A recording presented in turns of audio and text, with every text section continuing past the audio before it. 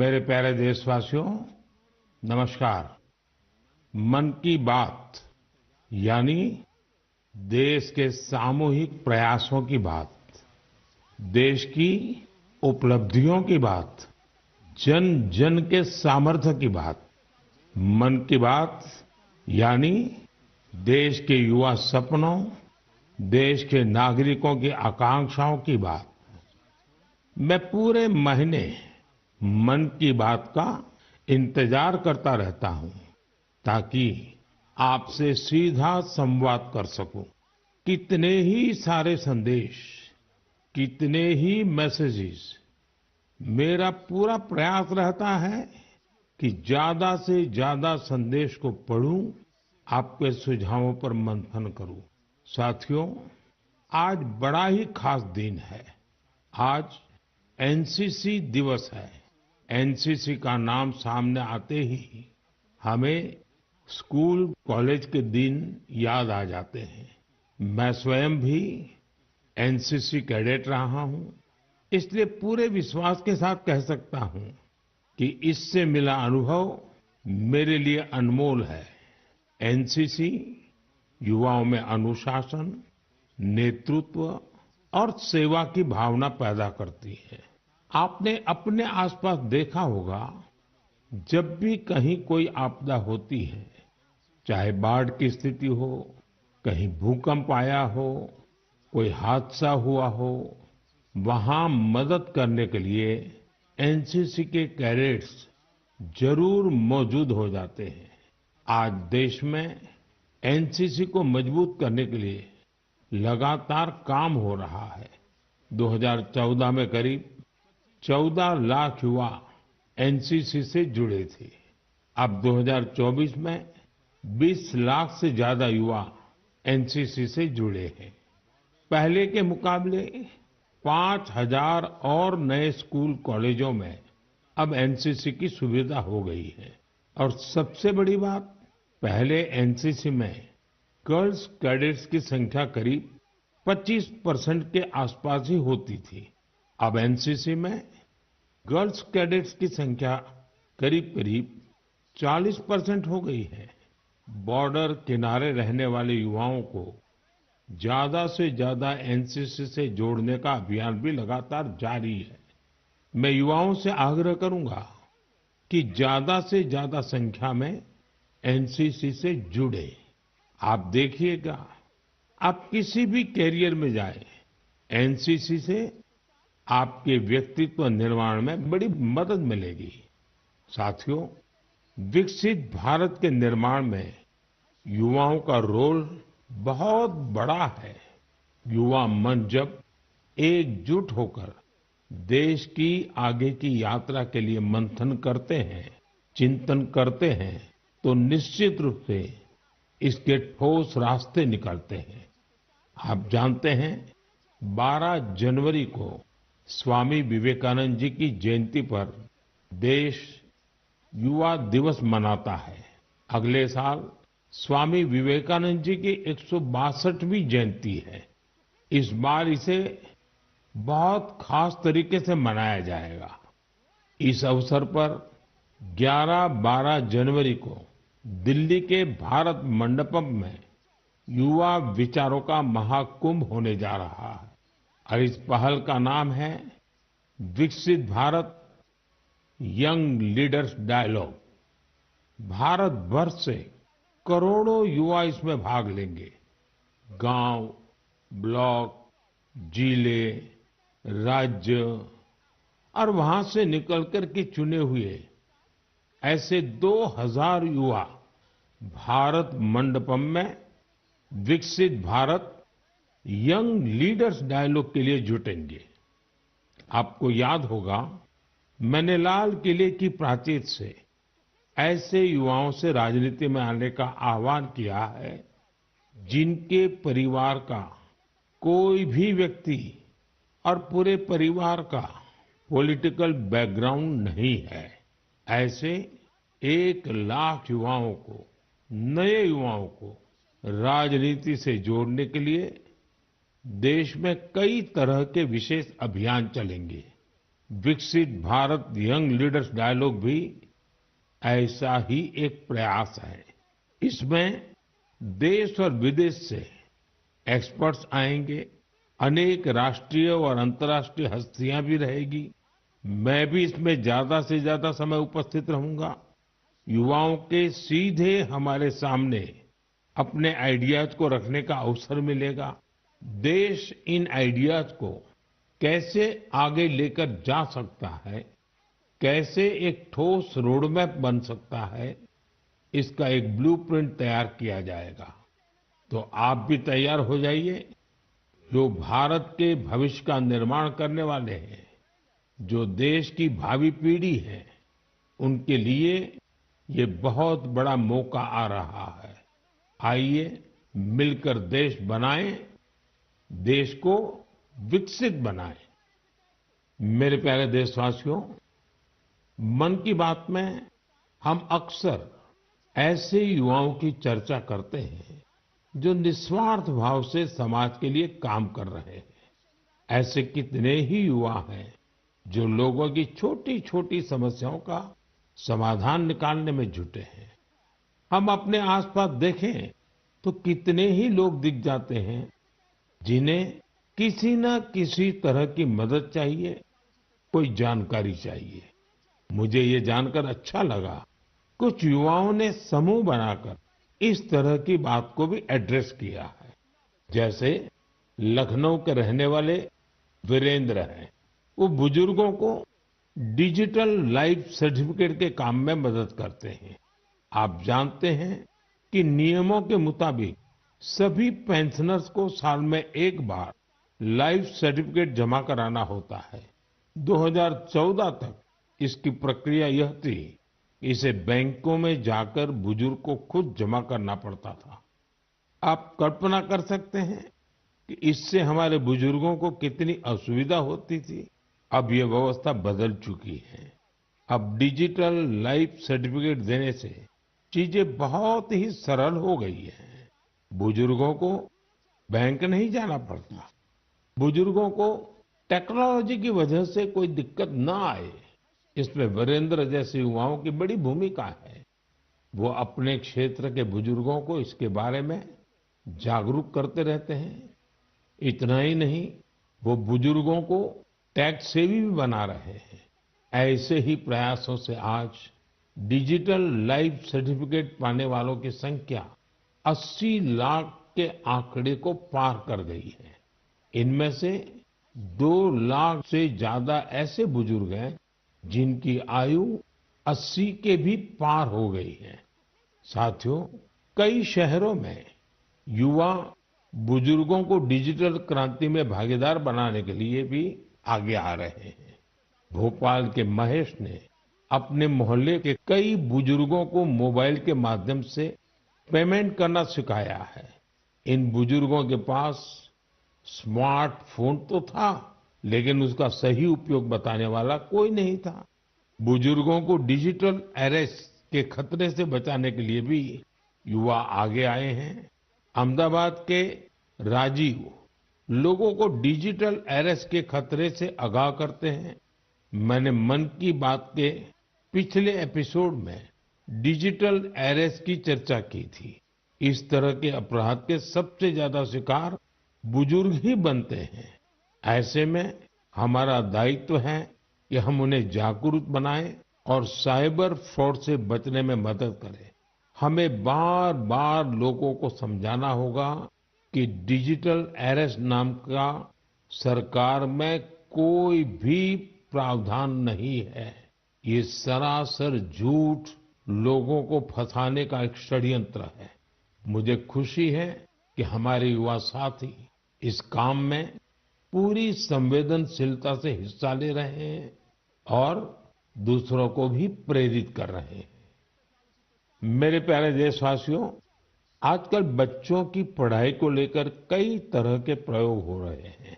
कोशिश यही है कि हमारे बच्चों में क्रिएटिविटी और बढ़े, किताबों के लिए उनमें प्रेम और बढ़े।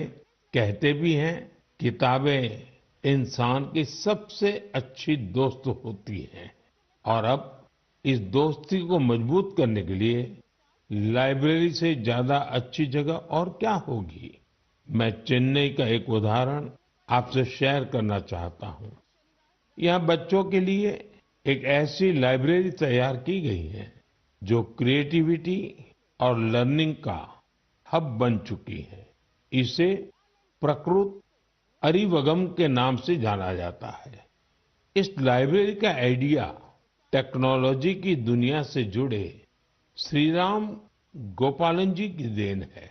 विदेश में अपने काम के दौरान वे लेटेस्ट टेक्नोलॉजी की दुनिया से जुड़े रहे, लेकिन वो बच्चों में पढ़ने और सीखने की आदत विकसित करने के बारे में भी सोचते रहे। भारत लौटकर उन्होंने प्रकृत अरिवगम को तैयार किया। इसमें 3000 से अधिक किताबें हैं जिन्हें पढ़ने के लिए बच्चों में होड़ लगी रहती है। किताबों के अलावा इस लाइब्रेरी में होने वाली कई तरह की एक्टिविटीज भी बच्चों को लुभाती है। स्टोरी टेलिंग सेशन हो, आर्ट वर्कशॉप्स हो, memory training classes, robotics lesson या फिर पब्लिक स्पीकिंग, यहाँ हर किसी के लिए कुछ न कुछ जरूर है जो उन्हें पसंद आता है। साथियों, हैदराबाद में फूड फॉर थॉट फाउंडेशन ने भी कई शानदार लाइब्रेरीज बनाई है। इनका भी प्रयास यही है कि बच्चों को ज्यादा से ज्यादा विषयों पर ठोस जानकारी के साथ पढ़ने के लिए किताबें मिले। बिहार में गोपालगंज के प्रयोग लाइब्रेरी की चर्चा तो आसपास के कई शहरों में होने लगी है।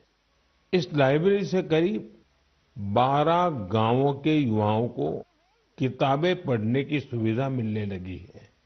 साथ ही ये लाइब्रेरी पढ़ाई में मदद करने वाली दूसरी जरूरी सुविधाएं भी उपलब्ध करा रही है। कुछ लाइब्रेरीज तो ऐसी हैं जो प्रतियोगी परीक्षाओं की तैयारी में स्टूडेंट्स के बहुत काम आ रही है। ये देखना वाकई बहुत सुखद है कि समाज को सशक्त बनाने में आज लाइब्रेरी का बेहतरीन उपयोग हो रहा है। आप भी किताबों से दोस्ती बढ़ाइए और देखिए कैसे आपके जीवन में बदलाव आता है। मेरे प्यारे देशवासियों, परसों रात ही मैं दक्षिण अमेरिका के देश गयाना से लौटा हूँ। भारत से हजारों किलोमीटर दूर गयाना में भी एक मिनी भारत बसता है। आज से लगभग 180 वर्ष पहले गयाना में भारत के लोगों को खेतों में मजदूरी के लिए, दूसरे कामों के लिए ले जाया गया था।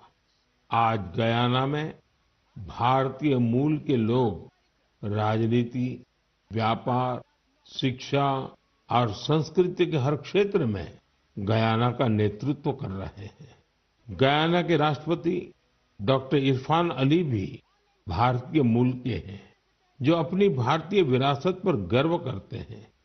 जब मैं गयाना में था, तभी मेरे मन में एक विचार आया था, जो मैं मन की बात में आपसे शेयर कर रहा हूँ। गयाना की तरह ही दुनिया के दर्जनों देशों में लाखों की संख्या में भारतीय हैं। दशकों पहले की, 200-300 साल पहले की उनके पूर्वजों की अपनी कहानियां हैं। क्या आप ऐसी कहानियों को खोज सकते हैं कि किस तरह भारतीय प्रवासियों ने अलग अलग देशों में अपनी पहचान बनाई, कैसे उन्होंने वहां की आजादी की लड़ाई के अंदर हिस्सा लिया, कैसे उन्होंने अपनी भारतीय विरासत को जीवित रखा। मैं चाहता हूं कि आप ऐसी सच्ची कहानियों को खोजें और मेरे साथ शेयर करें। आप इन कहानियों को नमो ऐप पर या माईगोव पर #इंडियन डायस्पोरा स्टोरीज के साथ भी शेयर कर सकते हैं। साथियों, आपको ओमान में चल रहा एक एक्स्ट्रा ऑर्डिनरी प्रोजेक्ट भी बहुत दिलचस्प लगेगा। अनेकों भारतीय परिवार कई शताब्दियों से ओमान में रह रहे हैं। इनमें से ज्यादातर गुजरात के कच्छ से जाकर बसे हैं। इन लोगों ने व्यापार के महत्वपूर्ण लिंक तैयार किए थे। आज भी उनके पास ओमानी नागरिकता है, लेकिन भारतीयता उनकी रग रग में बसी है। ओमान में भारतीय दूतावास और नेशनल आर्काइव्स ऑफ इंडिया के सहयोग से एक टीम ने इन परिवारों की हिस्ट्री को प्रिजर्व करने का काम शुरू किया है। इस अभियान के तहत अब तक हजारों डॉक्यूमेंट्स जुटाए जा चुके हैं। इनमें diary, account book, ledgers, letters और टेलीग्राम शामिल है। इनमें से कुछ दस्तावेज तो सन 1838 के भी हैं। ये दस्तावेज भावनाओं से भरे हुए हैं। बरसों पहले जब वो ओमान पहुंचे तो उन्होंने किस प्रकार का जीवन जिया, किस तरह के सुख दुख का सामना किया और ओमान के लोगों के साथ उनके संबंध कैसे आगे बढ़े, ये सब कुछ इन दस्तावेजों का हिस्सा है। ओरल हिस्ट्री प्रोजेक्ट ये भी इस मिशन का एक महत्वपूर्ण आधार है। इस मिशन में वहां के वरिष्ठ लोगों ने अपने अनुभव साझा किए हैं। लोगों ने वहां अपने रहन सहन से जुड़ी बातों को विस्तार से बताया है। साथियों, ऐसा ही एक ओरल हिस्ट्री प्रोजेक्ट भारत में भी हो रहा है। इस प्रोजेक्ट के तहत इतिहास प्रेमी देश के विभाजन के कालखंड में पीड़ितों के अनुभवों का संग्रह कर रहे हैं। अब देश में ऐसे लोगों की संख्या कम ही बची है जिन्होंने विभाजन की विभीषिका को देखा है। ऐसे में यह प्रयास और ज्यादा महत्वपूर्ण हो गया है। साथियों, जो देश, जो स्थान अपने इतिहास को संजो कर रखता है, उसका भविष्य भी सुरक्षित रहता है। इसी सोच के साथ एक प्रयास हुआ है जिसमें गांवों के इतिहास को संजोने वाली एक डायरेक्टरी बनी है। समुद्री यात्रा के भारत के पुरातन सामर्थ्य से जुड़े साक्ष्यों को सहेजने का भी अभियान देश में चल रहा है। इस कड़ी में लोथल में एक बहुत बड़ा म्यूजियम भी बनाया जा रहा है। इसके अलावा आपके संज्ञान में कोई मैन्युस्क्रिप्ट हो, कोई ऐतिहासिक दस्तावेज हो, कोई हस्तलिखित प्रत हो, तो उसे भी आप नेशनल आर्काइव्स ऑफ इंडिया की मदद से सहेज सकते हैं। साथियों, मुझे स्लोवाकिया में हो रहे ऐसे ही एक और प्रयास के बारे में पता चला है जो हमारी संस्कृति को संरक्षित करने और उसे आगे बढ़ाने से जुड़ा है। यहाँ पहली बार स्लोवाक लैंग्वेज में हमारे उपनिषदों का अनुवाद किया गया है। इन प्रयासों से भारतीय संस्कृति के वैश्विक प्रभाव का भी पता चलता है। हम सभी के लिए ये गर्व की बात है कि दुनिया भर में ऐसे करोड़ों लोग हैं जिनके हृदय में भारत बसता है।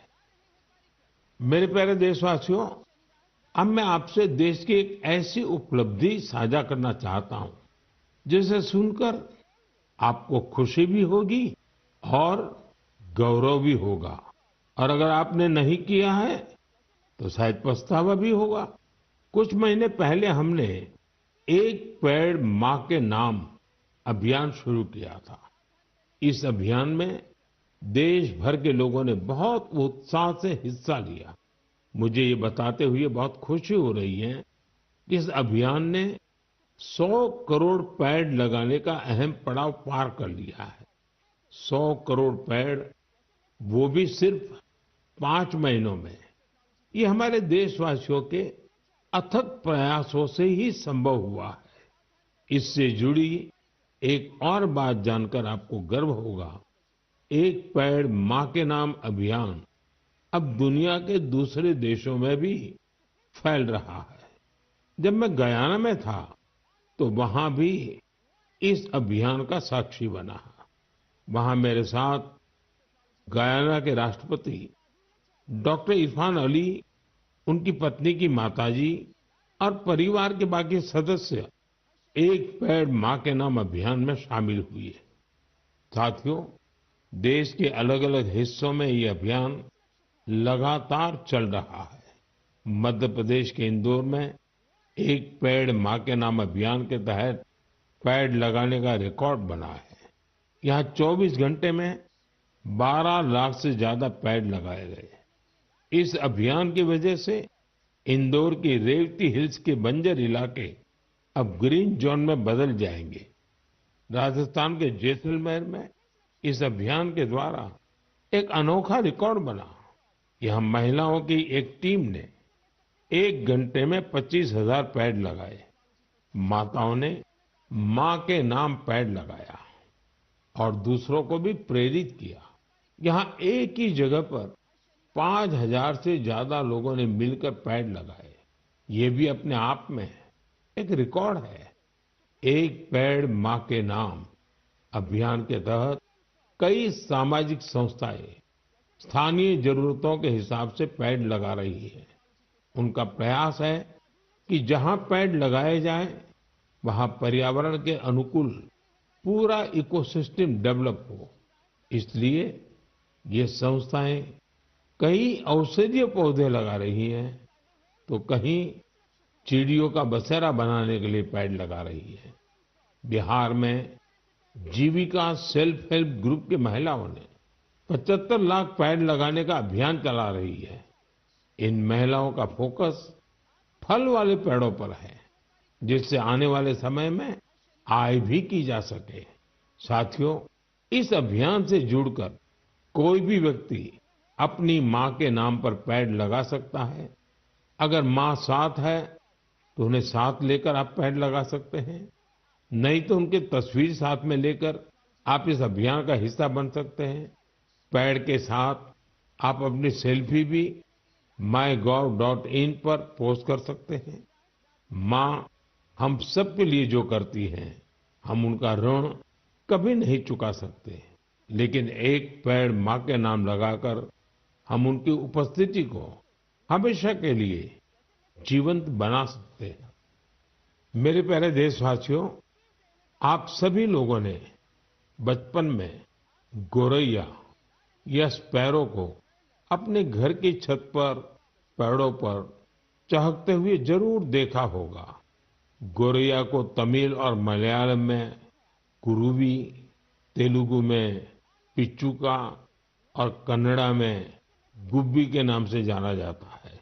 हर भाषा संस्कृति में गोरैया को लेकर किस्से कहानी सुनाए जाते हैं। हमारे आसपास बायोडायवर्सिटी को बनाए रखने में गोरैया का एक बहुत महत्वपूर्ण योगदान होता है। लेकिन आज शहरों में बड़ी मुश्किल से गोरैया दिखती है। बढ़ते शहरीकरण की वजह से गोरैया हमसे दूर चली गई है। आज की पीढ़ी के ऐसे बहुत से बच्चे हैं जिन्होंने गोरैया को सिर्फ तस्वीरों या वीडियो में देखा है। ऐसे बच्चों के जीवन में इस प्यारी पक्षी की वापसी के लिए कुछ अनोखे प्रयास हो रहे हैं। चेन्नई के कुडुगल ट्रस्ट ने गोरैया की आबादी बढ़ाने के लिए स्कूल के बच्चों को अपने अभियान में शामिल किया है। संस्थान के लोग स्कूलों में जाकर बच्चों को बताते हैं कि गोरैया रोजमर्रा के जीवन में कितनी महत्वपूर्ण है। ये संस्थान बच्चों को गोरैया का घोंसला बनाने की ट्रेनिंग देते हैं। इसके लिए संस्थान के लोगों ने बच्चों को लकड़ी का एक छोटा सा घर बनाना सिखाया। इसमें गोरैया को रहने खाने का इंतजाम किया। ये ऐसे घर होते हैं जिन्हें किसी भी इमारत की बाहरी दीवार पर या पेड़ पर लगाया जा सकता है। बच्चों ने इस अभियान में उत्साह के साथ हिस्सा लिया और गोरैया के लिए बड़ी संख्या में घोंसला बनाना शुरू कर दिया। पिछले 4 वर्षों में संस्था ने गोरैया के लिए ऐसे 10,000 घोंसले तैयार किए हैं। कुडुगल ट्रस्ट की इस पहल से आसपास के इलाकों में गोरैया की आबादी बढ़नी शुरू हो गई है। आप भी अपने आसपास ऐसे प्रयास करेंगे तो निश्चित तौर पर गोरैया फिर से हमारे जीवन का हिस्सा बन जाएगी। साथियों, कर्नाटका के मैसूरू की एक संस्था ने बच्चों के लिए अर्ली बर्ड नाम का अभियान शुरू किया है। ये संस्था बच्चों को पक्षियों के बारे में बताने के लिए खास तरह की लाइब्रेरी चलाती है। इतना ही नहीं, बच्चों में प्रकृति के प्रति जिम्मेदारी का भाव पैदा करने के लिए नेचर एजुकेशन किट तैयार किया है। इस किट में बच्चों के लिए story book, games, activity sheets और जिगसॉ पजल्स हैं। ये संस्था शहर के बच्चों को गांवों में लेकर जाती है और उन्हें पक्षियों के बारे में बताती है। इस संस्था के प्रयासों की वजह से बच्चे पक्षियों की अनेक प्रजातियों को पहचानने लगे हैं। मन की बात के श्रोता भी इस तरह के प्रयास से बच्चों में अपने आसपास को देखने, समझने का अलग नजरिया विकसित कर सकते हैं। मेरे प्यारे देशवासियों, आपने देखा होगा, जैसे ही कोई कहता है सरकारी दफ्तर, तो आपके मन में फाइलों के ढेर की तस्वीर बन जाती है। आपने फिल्मों में भी ऐसा ही कुछ देखा होगा। सरकारी दफ्तरों में इन फाइलों के ढेर पर कितने ही मजाक बनते रहते हैं, कितनी ही कहानियां लिखी जा चुकी है। बरसों बरस तक ये फाइलें ऑफिस में पड़े पड़े धूल से भर जाती थी, वहां गंदगी होने लगती थी। ऐसी दशकों पुरानी फाइलों और स्क्रैप को हटाने के लिए एक विशेष स्वच्छता अभियान चलाया गया। आपको ये जानकर खुशी होगी कि सरकारी विभागों में इस अभियान के अद्भुत परिणाम सामने आए हैं। साफ सफाई से दफ्तरों में काफी जगह खाली हो गई है। इससे दफ्तर में काम करने वालों में एक ओनरशिप का भाव भी आया है। अपने काम करने की जगह को स्वच्छ रखने की गंभीरता भी उनमें आई है। साथियों, आपने अक्सर बड़े बुजुर्गों को कहते सुना होगा कि जहां स्वच्छता होती है, वहां लक्ष्मी जी का वास होता है। हमारे यहाँ कचरे से कंचन का विचार बहुत पुराना है। देश के कई हिस्सों में युवा बेकार समझे जाने वाली चीजों को लेकर कचरे से कंचन बना रहे हैं, तरह तरह के इनोवेशन कर रहे हैं। इससे वो पैसे कमा रहे हैं, रोजगार के साधन विकसित कर रहे हैं। ये युवा अपने प्रयासों से सस्टेनेबल लाइफस्टाइल को बड़ी बढ़ावा दे रहे हैं। मुंबई की दो बेटियां का ये प्रयास वाकई बहुत प्रेरक है। अक्षरा और प्रकृति नाम की ये दो बेटियां कतरन से फैशन के सामान बना रही है। आप भी जानते हैं, कपड़ों की कटाई सिलाई के दौरान जो कतरन निकलती है, इसे बेकार समझकर फेंक दिया जाता है। अक्षरा और प्रकृति की टीम उन्हीं कपड़ों के कचरे को फैशन प्रोडक्ट में बदलती है। कतरन से बनी टोपियां, बैग हाथों हाथ बिक भी रही है। साथियों, साफ सफाई को लेकर यूपी के कानपुर में भी अच्छी पहल हो रही है। यहाँ कुछ लोग रोज सुबह मॉर्निंग वॉक पर निकलते हैं और गंगा के घाटों पर फैले प्लास्टिक और अन्य कचरे को उठा लेते हैं। इस समूह को कानपुर प्लॉगर्स ग्रुप नाम दिया गया है। इस मुहिम की शुरुआत कुछ दोस्तों ने मिलकर की थी। धीरे धीरे ये जन भागीदारी का बड़ा अभियान बन गया। शहर के कई लोग इसके साथ जुड़ गए हैं। इसके सदस्य अब दुकानों और घरों से भी कचरा उठाने लगे हैं। इस कचरे से रिसाइकल प्लांट में ट्री गार्ड तैयार किए जाते हैं। यानी इस ग्रुप के लोग कचरे से बने ट्री गार्ड से पौधों की सुरक्षा भी करते हैं। साथियों, छोटे छोटे प्रयासों से कैसी बड़ी सफलता मिलती है, इसका एक उदाहरण असम की इतिशा भी है। इतिशा की पढ़ाई लिखाई दिल्ली और पुणे में हुई है। इतिशा कॉरपोरेट दुनिया की चमक दमक छोड़कर अरुणाचल की सांगती घाटी को साफ बनाने में जुटी है। पर्यटकों की वजह से वहां काफी प्लास्टिक वेस्ट जमा होने लगा था। वहां की नदी जो कभी साफ थी, वो प्लास्टिक वेस्ट की वजह से प्रदूषित हो गई थी। इसे साफ करने के लिए इतिशा स्थानीय लोगों के साथ मिलकर काम कर रही है। उनके ग्रुप के लोग वहां आने वाले टूरिस्ट को जागरूक करते हैं और प्लास्टिक वेस्ट को कलेक्ट करने के लिए पूरी घाटी में बांस से बने कूड़ेदान लगाते हैं। साथियों, ऐसे प्रयासों से भारत के स्वच्छता अभियान को गति मिलती है। ये निरंतर चलते रहने वाला अभियान है। आपके आसपास भी ऐसा जरूर होता ही होगा। आप मुझे ऐसे प्रयासों के बारे में जरूर लिखते रहिए। साथियों, मन की बात के इस एपिसोड में फिलहाल इतना ही। मुझे तो पूरे महीने आपकी प्रतिक्रियाओं, पत्रों और सुझावों का खूब इंतजार रहता है। हर महीने आने वाली आपके संदेश मुझे और बेहतर करने की प्रेरणा देते हैं। अगले महीने हम फिर मिलेंगे मन की बात के एक और अंक में, देश और देशवासियों की नई उपलब्धियों के साथ। तब तक के लिए आप सभी देशवासियों को मेरी ढेर सारी शुभकामनाएं। बहुत बहुत धन्यवाद।